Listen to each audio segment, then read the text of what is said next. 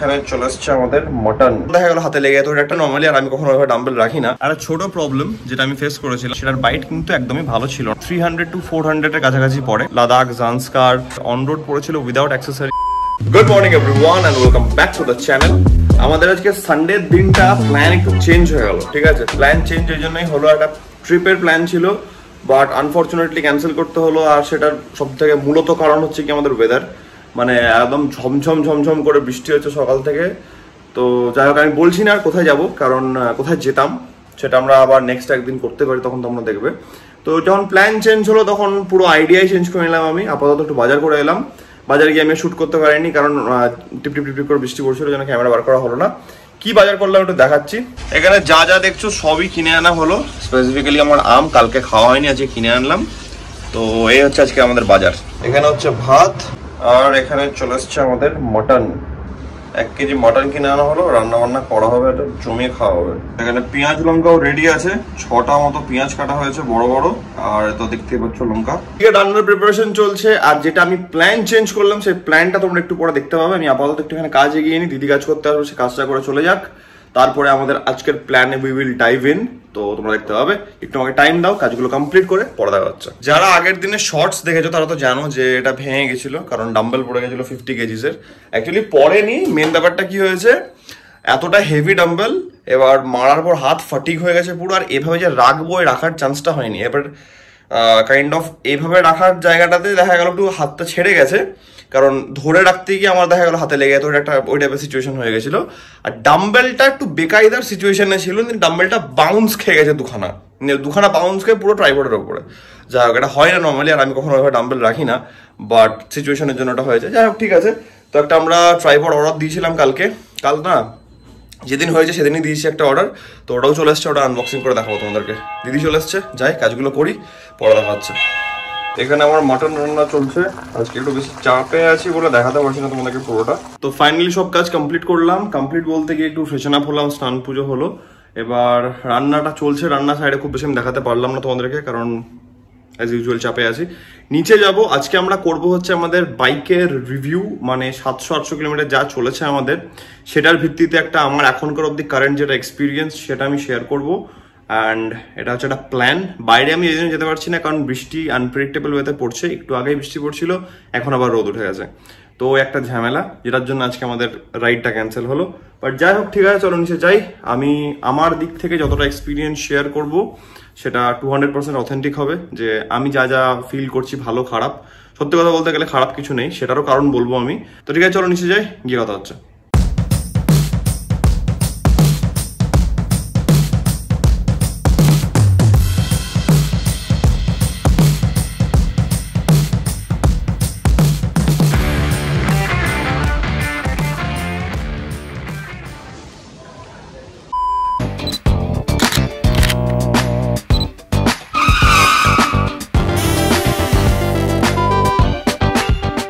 Positioning set up করতে করতে literally ভাই বহুত টাইম গেল। যাই হোক, তোমরা এখন অব্দি যেটা দেখবে যেটা, সেটা হচ্ছে কাইন্ড অফ আমরা স্পেক্সটাকে ডিসকাস করলাম। তারপরে এবার আমি আমার এক্সপিরিয়েন্স যেটা এতদিন হয়েছে সেটা নিয়ে কথা বলবো। বাট আনফর্চুনেটলি বৃষ্টি পড়তে লেগেছে টিপ টিপ করে। তাই জন্য আমি ভাবছি গাড়িটাকে আমি এখান থেকে আবার গ্যারেজে ঢুকিয়ে দেবো কিনা। এখানে না, আবার রোদ উঠছে। যাক, শুরু করি। All LED headlights, 400cc liquid cooled engine, 40 bhp horsepower, stainless steel twin skin header system of silencer, wet multiplate clutch system, 6-speed gearbox, twin sided cast aluminum alloy swing arm, front tire 100/90/19, rear tire 140/80/17, front suspension 43mm USD big fork pistons, 150mm of wheel travel, rear suspension gas monoshock RSU with external reservoir, analog speedometer with integrated multifunction LED screen, 835mm of seat height, 13 liters of tank, 185 kg weight, 16,000 kilometers or 12 month of service interval. বাইরে পড়ছে বৃষ্টি, গাড়িটাকে ভেতরে ঢোকালাম। এবার আমাদেরকে এভাবে ব্লগটা করতে হবে, রিভিউটা করতে হবে। তার কারণ হচ্ছে কি, আমাদের কাছে মাইক নেই। গেস আমি রিভিউ কি করে করছি আমার বাইকের, এইভাবে বসে, বাইকের উপরে বসে আমি রিভিউ করছি, ঠিক আছে? কেন? তার কারণ হচ্ছে কি, খুব বেশি দূরে চলে যাচ্ছে, তাহলে আমাদের অডিওতে একটু প্রবলেম হচ্ছে। গরিব মানুষ ভাই, আমাদের এখন কোনো মাইক ফাইক কিছু নাই। যাই হোক, তো আমি কিছু পয়েন্ট লিখে রেখেছি, যে এই পয়েন্টগুলোর বেসিসে আমরা একটু কথা বলবো। প্রথম পয়েন্ট হচ্ছে পারফেক্ট এক্সাম্পল অফ স্ক্র্যাম্বলার। এটা একটা scrambler bike, Triumf scrambler 400X। কেন এটা একটা পারফেক্ট এক্সাম্পল অফ স্ক্র্যাম্বলার হচ্ছে, তার কারণ হচ্ছে গিয়ে মাল্টিপারপাস সলভ করছে। Highway touring, city ride and certain basic of roads. আমি অফ রোড মানে এখানে বলবো না যে ম্যাক্স আউট অফ রোড, কারণ অফ রোডেরও দুটো ভ্যারাইটি হয়। একটা হচ্ছে হার্ড কোর অফ রোড, আর একটা হচ্ছে ঠিক আছে নর্মাল চলো লে লাদাখ লেভেলের kind of road. I think তোমরা আমার পয়েন্টটা বুঝতে পারছো। ঠিক আছে, এই বাইকটা একটা এমন টাইপের বাইক, তুমি সিটিতে ইজিলি ম্যানুভার করতে পারবে, সিটি ট্রাফিকের মধ্যে খুব ইজি টু হ্যান্ডেল। বাইকটা খুব অ্যাজাইল। তারপর হচ্ছে বাইকটা খুব ন্যারো, ঠিক আছে, খুব বেশি বাল্কি না। বিং এ 400cc বাইক, এটা যথেষ্ট মানে ইজি টু হ্যান্ডেল, তাই জন্য এটা একটা মাল্টিপারপাস সলভ করছে। That's why it is the perfect example of a scrambler. তো coming up on to the next point, সেটা হচ্ছে আমাদের সিট কমফোর্টেবিলিটি। ম্যাক্সিমাম বাইকে আমরা দেখে থাকি সিট একটা অনেক বেশি আনকমফোর্টেবল জিনিস তৈরি করে যদি সিটের কোয়ালিটি ভালো না হয়। বাট এখানে যেটা স্টক সিট আছে সেটা much comfortable, much wider, very soft for both pillion and rider. এর ওপরে আমরা একটা সিট আপগ্রেডের অপশন পাচ্ছি, যেটা আমি এখন অবধি করিনি। 8,500 থেকে 9,000 টাকা লাগছে সেটার জন্য। ইন ফিউচার দেখা গেলে কোনো রাইডের জন্য সেটা আমরা করতে পারি। সো সিটের দিক থেকে দেখতে গেলে 10 out of 10। সাসপেনশন এখানে এমন সুন্দরভাবে অ্যাডজাস্ট করা আছে, ইটস লাইক না বেশি হার্ড না বেশি সফট, কারণ আমি বোথ পিলিয়ন অ্যান্ড রাইডার নিয়ে রাইড করেছি। অ্যান্ড দুটো সিনারিওতে আমি দেখেছি যে সাসপেনশন রিলেটেড আমার কোনো ইস্যু হয়নি। It's quite go to comfortable একটা সাসপেনশন। পরের পয়েন্ট অনেকজনকে আমি জিজ্ঞেস করতে দেখেছি, সেটা হচ্ছে গিয়ে vibration related. Vibration being a 400cc, and তার থেকে বড় কথা হচ্ছে গিয়ে এটা একটা সিঙ্গেল সিলিন্ডার 400cc। তো সিঙ্গেল সিলিন্ডারে ডেফিনেটলি একটু ভাইব্রেশন থাকবে। অ্যান্ড আমি ভাইব্রেশন এখন অবধি ফিল করেছি, ম্যাক্স আউট আমি গেছিলাম 115 মতন। আফটার 115, 120 কাছাকাছি হালকা ভাইব্রেশন ফিল হচ্ছে, বাট দ্যাটস কোয়াইট নেগলিজিবল। আমি বলবো না যে হাত সোর হয়ে যাচ্ছে, হাত নাম্ব হয়ে যাচ্ছে, রিস্টে ব্যথা করছে বা রিস্টে একটা ভাইব্রেটিং ফিল আসছে। It's not like that, it's quite comfortable. And এটা খুব এক্সপেক্টেড একটা ভাইব্রেশন, সিন্স এটা একটা সিঙ্গেল সিলিন্ডার 400cc, এতটা পাওয়ার জেনারেট করছে একটা সিঙ্গেল সিলিন্ডার থেকে। বাট কম্পেয়ারেবল টু এখানের 400cc যে বাকি সেগমেন্টের বাইকগুলো আছে সেখান থেকে it's quite comfortable, I must say. তার একটা সবথেকে বড় কারণ হচ্ছে কি আমি সবকটা বাইক চালিয়েছি। আমি সবকটা বাইকের টেস্ট রাইড করেছি for at least 1.5 month before purchasing this bike. কারণ আমরা এই সেগমেন্টের সবকটা বাইক নিজে পার্সোনাল টেস্ট ড্রাইভ করে আগে এক্সপিরিয়েন্সটা নিয়েছি। ফর এক্সাম্পল আমি দুটো বাইকের নাম নেবো এখানে, KTM অ্যাডভেঞ্চার 390 আর হিমালয়ান 450। তো ওই দুটো বাইকের কম্প্যারিজনে আমি বলবো ভাইব্রেশন কিন্তু নেই এখানটাতে। এবার মাইনার যেটুকু ভাইব্রেশন আসবে ভাই সেটা থাকবে, এটা কিছু করার নেই। যেটা আমি বললাম, being a single cylinder 400cc bike, তো it's all good, it's thumbs up. Next পয়েন্টে আমরা আসছি, সেটা হচ্ছে গিয়ে পাঞ্চিনেস, পাওয়ার। যে পাওয়ার অ্যান্ড পাঞ্চিনেস আমরা লোয়ার গিয়ার্সের মধ্যে পাচ্ছি, সেটা একটা বিশাল বড় ইম্পর্টেন্ট একটা ফিচার হয়ে দাঁড়ায়। এটা আমরা হিলি এরিয়াতে যখন রাইড করব তখন আমরা আপওয়ার্ড মুভমেন্ট, ইনক্লাইন্ড যখন একটা স্লোপ থাকছে, ওইখানে আমরা বাইক চালাতে গেলে সেই কনফিডেন্সটা বহুত ভালো করে পাবো, যেটা আমি নর্মালি এখন প্লেনসে রাইড করতে গিয়ে পাচ্ছি। তো power delivery is very good. Higher গিয়ার্সের একটা সবথেকে বড় অ্যাডভান্টেজ কী থাকছে, যে হায়ার গিয়ার্সে আমি কম স্পিডে গাড়ি চালাতে পারছি কিন্তু গাড়ি স্টল হচ্ছে না, যেটা ম্যাক্সিমাম ক্ষেত্রে আমি দেখেছি KTM 390 অ্যাডভেঞ্চার বা হিমালয়ান 450-তে। আমি কম্পেয়ার এই জন্য করে দিচ্ছি যাতে তোমাদের বুঝতে সুবিধা হয় সেই জিনিসটা। সো সেই হিসেবে দেখতে গেলে definitely power delivery is really good. আমি পাঞ্চিনেস পাচ্ছি, আমি হায়ার গিয়ার্সের মধ্যে আমি লো স্পিডে চালাতে পারছি। তো it's all good in that section. So আমি যদি বাই ডিফল্টে একটা ভার্ডিক্ট দিই এখানটাতে যে লো এন্ড টর্ক কেমন, তো the low end torque is really good, thumbs up to that. আর একটা ছোটো প্রবলেম যেটা আমি ফেস করেছিলাম সেটা আমি শেয়ার করবো, সেটা হচ্ছে কি রিলেটেড টু ব্রেক প্যাডস। যেটা স্টক ব্রেক প্যাডস আছে স্ক্র্যাম্বলারের, সেটার বাইট কিন্তু একদমই ভালো ছিল না। তাই জন্য ফার্স্ট সার্ভিসে যখন আমি যাই তখন ব্রেক প্যাডসটাকে আমি চেঞ্জ করিয়েছিলাম। মানে আমি জানতে পেরেছিলাম stock brake pads were around 300 to 400-এর কাছাকাছি পড়ে। তাই জন্য আমি সিন্টার ব্রেক প্যাডস লাগিয়েছিলাম, যেটা স্পিড 400-এ আসে। 2400 থেকে 2500-এর মধ্যে দাম পড়েছিল। And the punch, the bite is really good. এটা আমার পার্সোনাল ওপিনিয়ন, যে ব্রেক যখন আমি অ্যাপ্লাই করবো যেন বাইক থামে, যেন বেশি টাইম না নেয়, কারণ হাইওয়েতে কিন্তু 1 সেকেন্ডের ডিলেও একটা বহুত বড় প্রবলেম ক্রিয়েট করে দিতে পারে।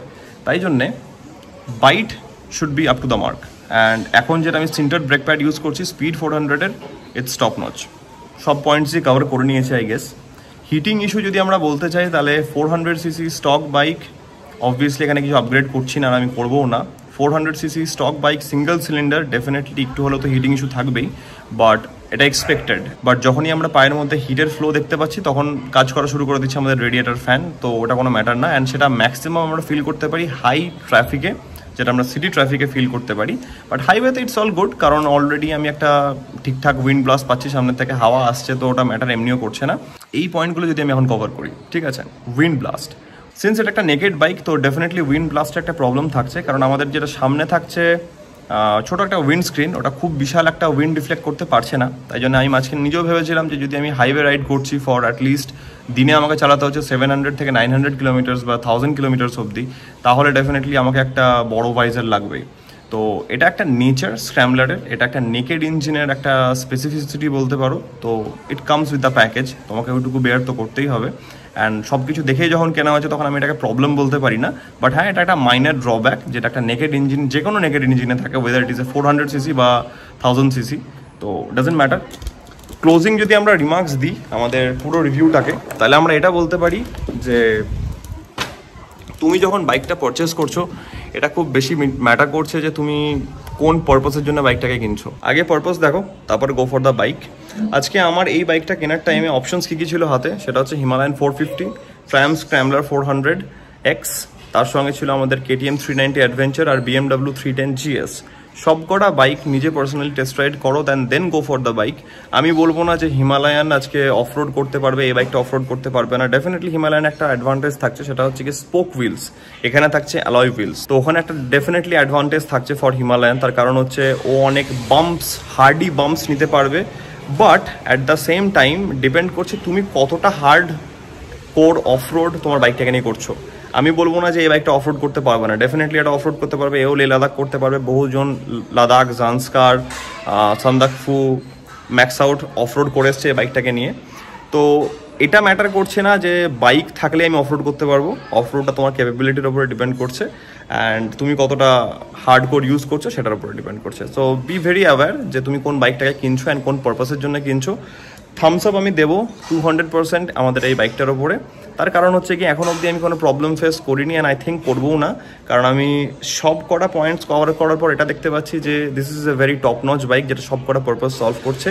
আমি ডেফিনেটলি এটাকে 10 আউট অফ 10 দিতে পারবো না, কারণ কোনো জিনিসই পারফেক্ট হয় না। আমি এটাকে 9 আউট অফ 10 দেবো। অ্যান্ড সব পয়েন্টস কভার করার পর it's a good purchase, it's a good bike.